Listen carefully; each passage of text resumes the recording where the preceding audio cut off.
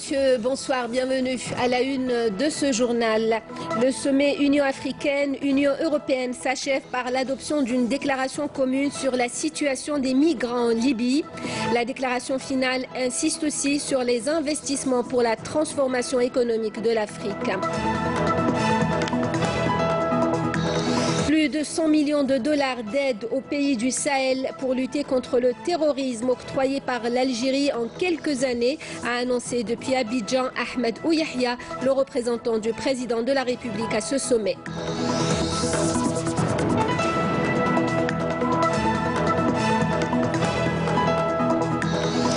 Maoulid al-Nabawi al-Sharif célébré ce soir, dont la convivialité et la spiritualité. Évocation dans cette édition, nous irons notamment à Ghardaya où le Mouloud donne lieu à de nombreux concours de récitation et de psalmodie du Saint-Coran. On parlera aussi d'Achouiq, ce chant traditionnel berbère. Fin donc des travaux du 5e sommet Union africaine-Union européenne à Abidjan par l'adoption notamment d'une déclaration commune sur la situation des migrants en Libye. Le sommet auquel a pris part le représentant du président de la République, le Premier ministre Ahmed Ouyahia, accompagné du ministre des Affaires étrangères Abdelkader Msahel et plus de 80 dirigeants africains et européens. Ce sommet souligne que cette question est étroitement liée à la prise en considération des causes profondes du phénomène et requiert une solution politique à la crise persistante en Libye. La déclaration exprime la ferme détermination de travailler de concert pour mettre immédiatement fin à ces pratiques criminelles et assurer le bien-être des migrants et des réfugiés à travers, entre autres, l'envoi d'une commission d'enquête. Les dirigeants des deux continents ont voulu aussi mettre en avant la nécessité impérative d'une action coordonnée dans la lutte antiterroriste et le crime organisé, ainsi que la coordination entre les deux continents pour aboutir à un développement durable, l'échange d'expériences, notamment dans les domaines sécuritaires et économiques, en insistant sur les investissements pour la transformation économique de l'Afrique. Et dans une déclaration à la presse, le représentant du président de la République au sommet UA-UE, le Premier ministre Ahmed Ouyahia, a tenu à rappeler les efforts constants de l'Algérie et son implication effective dans la lutte antiterroriste. Je vous invite à l'écouter.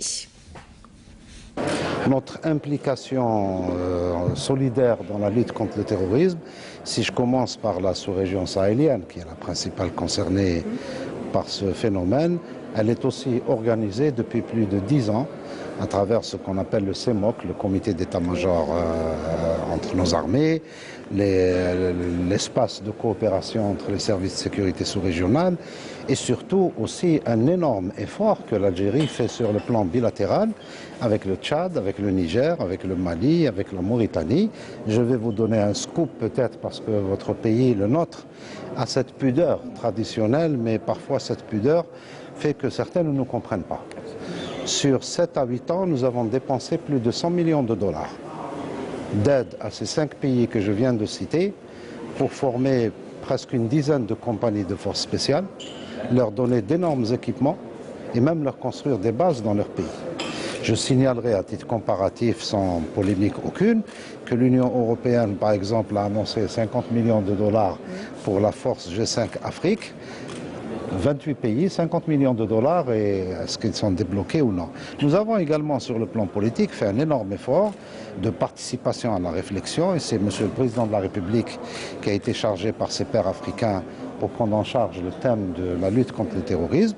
Et là, nous avons partagé avec la famille africaine et le reste du monde d'ailleurs, notre expérience, non seulement la lutte, tout le monde sait lutter, la Kalachnikov à la main contre le terrorisme, mais surtout notre expérience de déradicalisation, que d'ailleurs mon collègue et ami, Monsieur le ministre des Affaires étrangères, présente depuis un certain temps, même à d'autres espaces, en Amérique, en Europe, etc.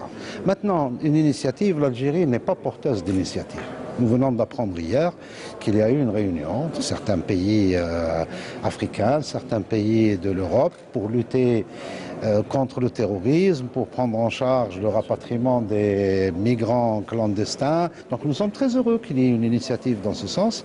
Nous espérons simplement qu'elle ne sera pas une opération, si vous voulez, ponctuelle, parce que le mal est profond. Écoutez aussi Ahmed Ouyahia à propos des principaux sujets du sommet d'Abidjan.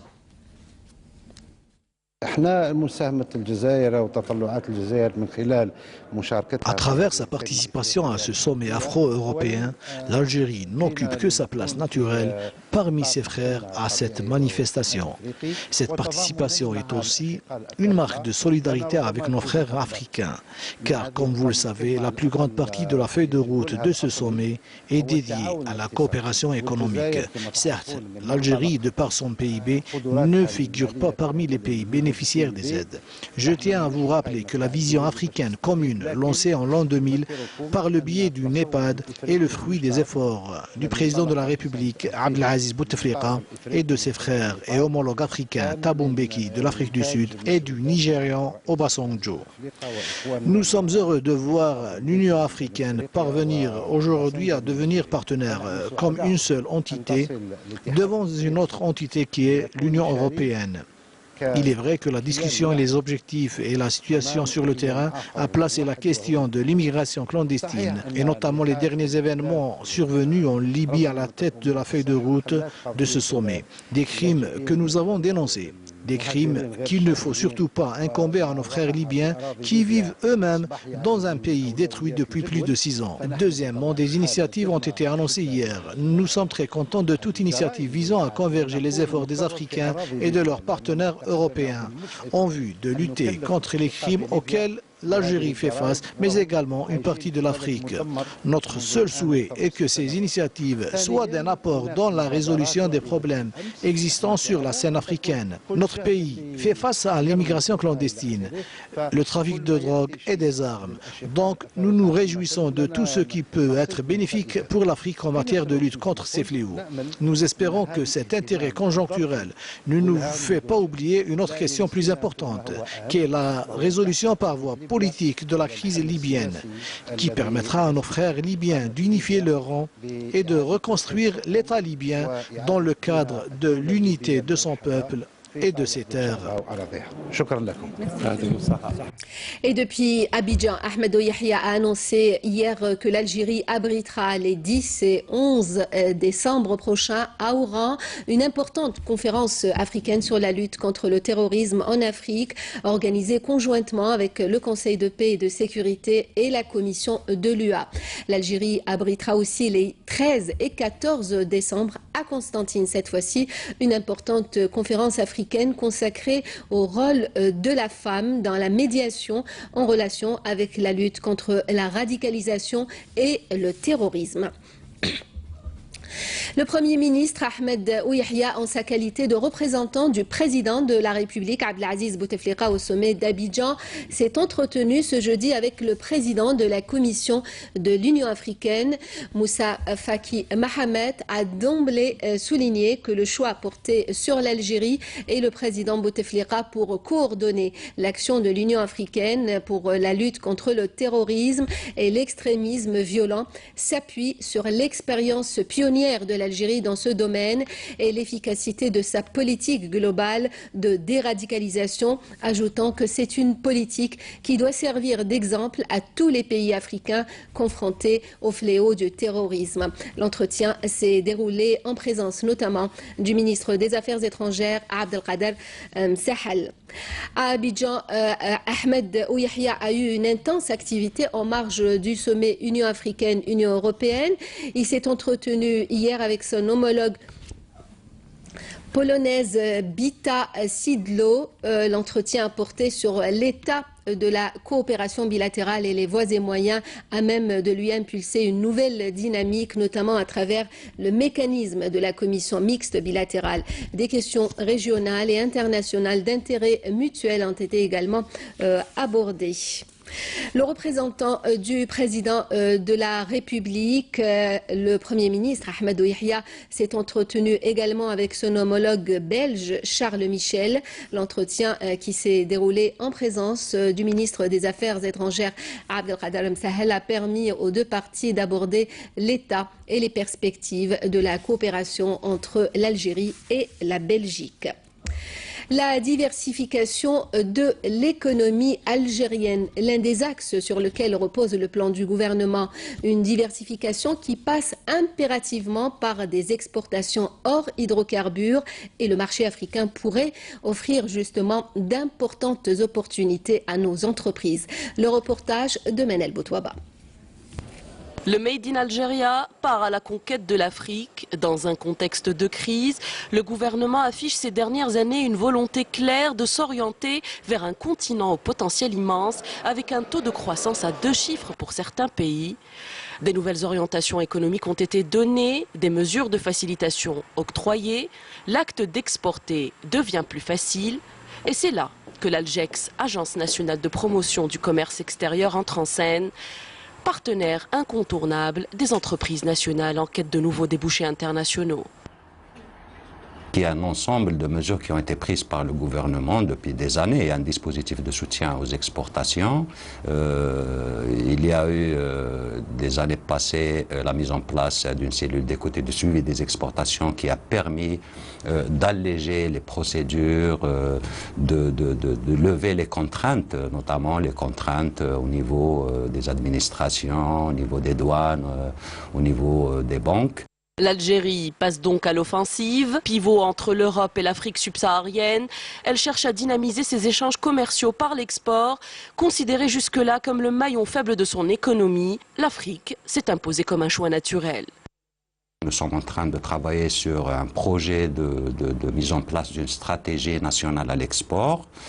Et je dirais que c'est le prolongement de toutes les actions qui ont été déjà faites envers l'Afrique, notamment à travers la mise en place d'un certain nombre de comptoirs commerciaux algériens à l'étranger, que nous avons développés à partir d'Algex avec des entités algériennes privées qui sont aujourd'hui présentes dans certains pays, à l'image de la Côte d'Ivoire, du Sénégal, et qui vont permettre aux entreprises algériennes d'avoir un relais sur place. L'horizon export s'élargit, les opérateurs algériens privés notamment affichent leur engouement. Certains s'organisent déjà en cluster, ils misent désormais sur cette option africaine. Beaucoup de produits ont déjà trouvé leur place sur les marchés de certains pays. Les appareils électroménagers sont désormais vendus au Mali, en Mauritanie et au Niger. Le secteur de l'industrie pharmaceutique, qui compte déjà plus de 30 producteurs locaux et enregistre un surplus de production pour quelques produits, cherche également à se frayer un chemin vers le continent noir. Des partenariats sont conclus, certains produits ont déjà gagné la confiance des consommateurs dans 7 pays et les opérateurs ne comptent pas s'arrêter là. L'agriculture et l'agro-industrie se profilent également comme une source non négligeable d'exportation hors hydrocarbures. Fruits, dattes, légumes frais, dont la pomme de terre, ont déjà pénétré le marché africain. Quelques entreprises activant dans l'agro-industrie ont déjà vu leurs exportations bondir. L'industrie lourde attise la convoitise des opérateurs de l'Afrique subsaharienne. Le ciment algérien est très demandé. Aujourd'hui, on s'oriente aussi vers l'exportation de services, puisque l'Algérie aussi détient un savoir-faire, elle a un potentiel dans le domaine des services et de l'intelligence. Les barrières tombent, mais beaucoup reste à faire. Le produit algérien est en quête de visibilité. La concurrence est rude, les géants mondiaux sont déjà bien implantés sur le continent. Se positionner n'est pas chose facile, des actions doivent être entreprises. L'objectif ultime n'étant pas de faire de la simple exportation spot. L'OPEP et ses partenaires, dont la Russie, réunis aujourd'hui à Vienne, viennent de décider de la prorogation de 9 mois jusqu'à fin 2018 du plafonnement de production de pétrole destiné à stabiliser les prix du brut. Afaf Belhouchet. Dès hier, il était devenu le secret le moins bien gardé et avant même l'ouverture de la réunion du JMMC, le consensus semblait régner à Vienne quant à la prolongation de l'accord sur la réduction de pétrole signé par les pays producteurs de pétrole, membres et non membres de l'OPEP. Pour autant, la durée de cette prolongation a fait l'objet de beaucoup de tractations. L'Algérie, elle a toujours joué le rôle de faire approcher un peu les différents points de vue. Cet après-midi, on va sortir avec une option qui va satisfaire tout le monde. Et nous soutenons encore une fois l'accord et nous soutenons aussi l'extension de l'accord. C'est l'une des meilleures réunions de l'OPEP auxquelles j'ai assisté. Je crois que tous les pays membres de l'OPEP et les autres pays producteurs sont satisfaits par un prix autour de $60 le baril. Une prolongation de 9 mois a donc été décidée avec tout de même des points d'étape réguliers pour évaluer les réactions du marché en gardant un œil plus qu'attentif sur la production du schiste. I think we all know that when it's time to adjust to normal production levels, we will need to do it gently. Nous savons tous que quand il sera temps d'ajuster notre production à des niveaux normaux, nous le ferons de manière réfléchie en concertation avec les pays participants. Nous allons suivre le développement du pétrole de schiste, mais d'après moi, ils vont suivre la demande du marché.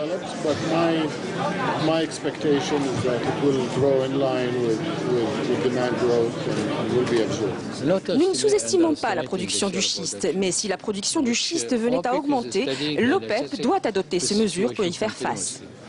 Justement, les chiffres prévisionnels de la production américaine de schiste doivent être publiés ce soir.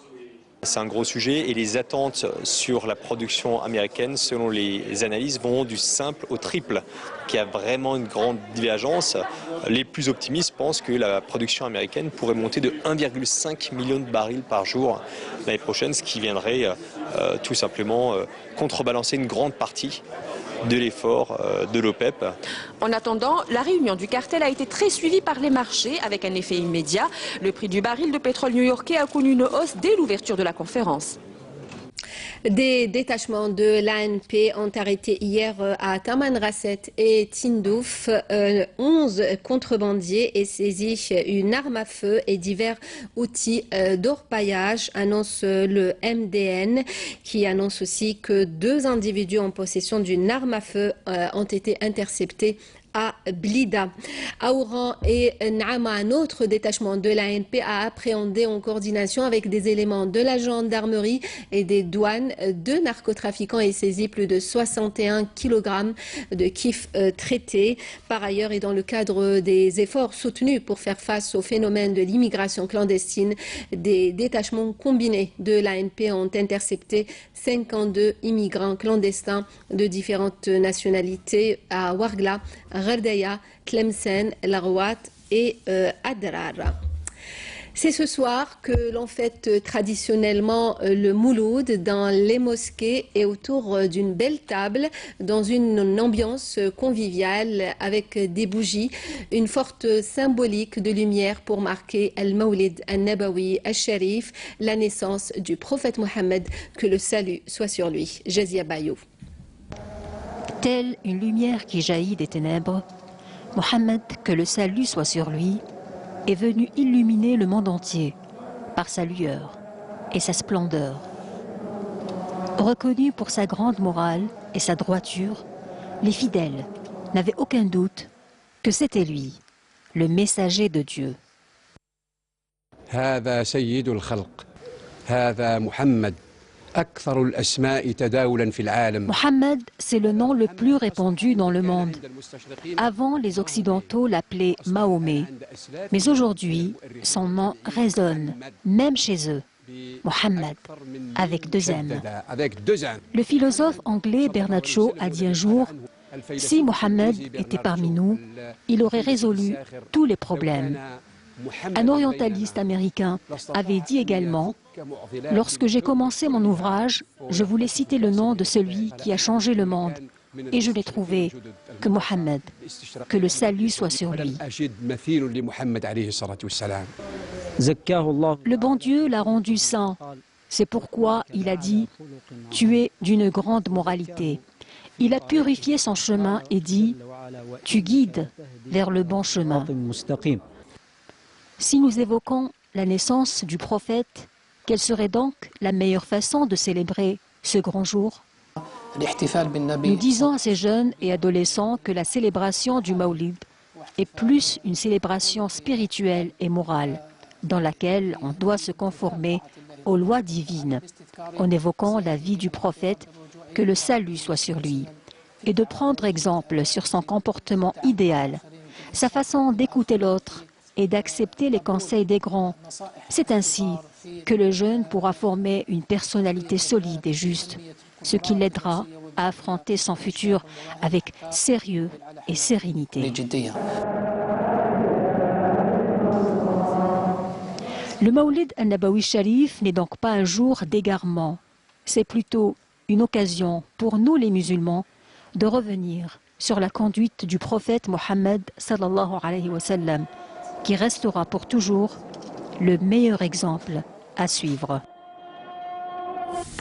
La célébration du Mawlid al-Nabawi al-Sharif a commencé bien avant par des actions de solidarité, mais aussi par des rencontres et des concours pour rappeler les valeurs de l'islam à travers l'étude de la vie du prophète, que le salut soit sur lui. L'exemple ce soir à Ghardaya avec Nejma Harch. Ces jeunes fidèles célèbrent le Mawlid al-Nabawi Sharif à la mosquée par la récitation de versets coraniques, l'invocation, les chants religieux et l'apprentissage de la conduite prophétique. Il s'agit de la 12e édition du concours de récitation du Saint-Coran. Ce concours comprend 2 importantes étapes. La matinée sera consacrée à l'examen oral. Quant aux épreuves écrites, elles auront lieu durant les 2 autres jours pour les enfants inscrits en cycle primaire. Nous avons remarqué d'année en année que cette épreuve a suscité beaucoup d'engouement auprès de nos jeunes et les candidats sont de plus en plus nombreux. Des distinctions honorifiques et des prix d'encouragement ont été remis aux premiers lauréats. Ces enfants ont une grande passion pour l'apprentissage des hadiths du prophète Mohammed sallallahu alayhi wa sallam. Moi, je considère ces enfants comme une page blanche sur laquelle nous pouvons tout inscrire et nous profitons ainsi pour leur inculquer dès maintenant l'amour de notre prophète Mohammed, que le salut soit sur lui, mais aussi son parcours, sa conduite et les principaux fondements de notre religion. Al-Mawlid al-Nabawi Sharif, c'est aussi une occasion pour implorer le pardon, prononcer des louanges, glorifier Allah et prier pour notre prophète Mohammed sallallahu alayhi wa sallam. Et à l'occasion du Mawlid al-Nabawi al-Sharif, soirée spéciale ce soir sur Canal Algérie, ce sera à partir de 21h. Et on termine ce journal par ce chant traditionnel berbère, Achouir, un chant de femme qui résonne depuis des millénaires dans nos montagnes. Il est partout de toutes les célébrations et ce sera le cas ce soir aussi avec le Mouloud. Le reportage de Fariel Hamdi. Dans ce petit village d'Etisad, non loin de la wilaya de Tizi Ouzou, nous avons rencontré ce groupe de femmes Timazirines, les cantatrices de chants berbères.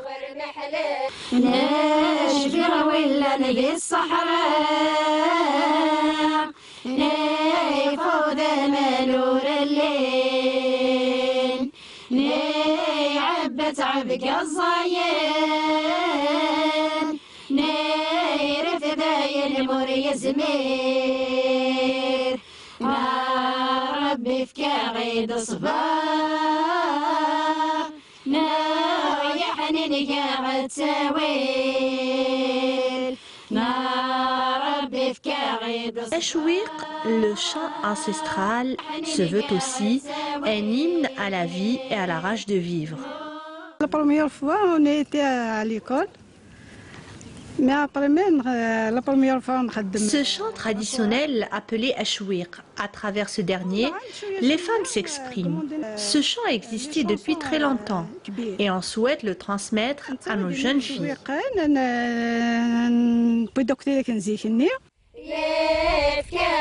C'est un cri de femme, un hurlement de frayeur, mais aussi une explosion intense et profonde d'une passion pour un héritage 5 fois millénaire.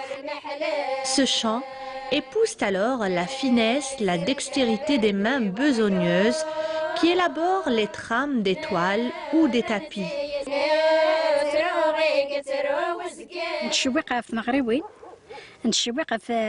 Ashouir est présent dans les fêtes de mariage, naissance d'un enfant ou bien décès. Ce chant est pratiqué seulement par des femmes.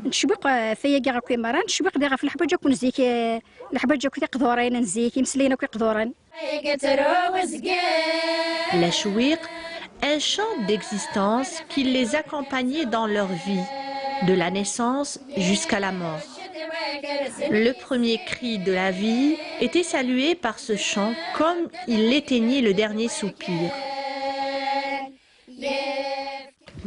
Toutes les femmes du village se rencontrent dans les fêtes religieuses pour célébrer le Mawlid Nabawi Sharif ou Ashura. L'Ashouir est sacré chez nous. Ce chant, pratiqué depuis des millénaires, demeure et reste propre à toute la Méditerranée. Voilà, c'est avec ce magnifique chant que prend fin ce journal.